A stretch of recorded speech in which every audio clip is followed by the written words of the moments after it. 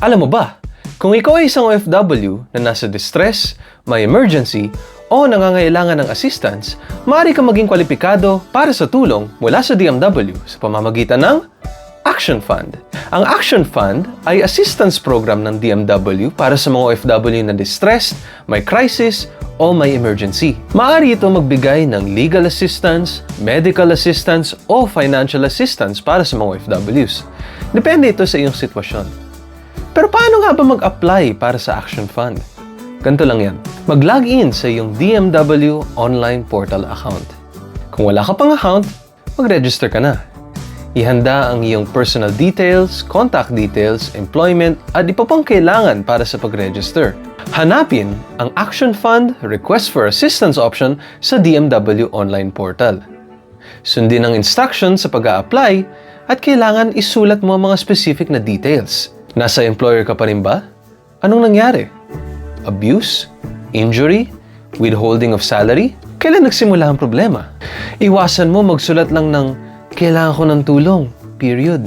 Kailangan din kasi ng DMW ng mga mahalagang detalye para sa iyong Action Fund. I-submit ang accomplish form kasama ang mga supporting documents na kailangan para sa iyong kaso. Siguraduhin malinaw ang mga kopya ng iyong mga documents, pati na rin pare-pareho ang spelling ng mga mahalagang impormasyon. Maaari mong i-check ang iyong status for application sa Action Fund monitoring page. Gamitin mo lang ang iyong transaction number. Kapag kailangan ng verification mula sa DMW, sagutan mo na kagad. Kagaya ng pagtawag sa iyo, OFW, o sa iyong next of kin, pag-coordinate sa recruitment agency, at iba pa. Ang halaga at uri ng assistance na matatanggap mo ay depende sa assessment sa iyong kaso at sa guidelines ng DMW.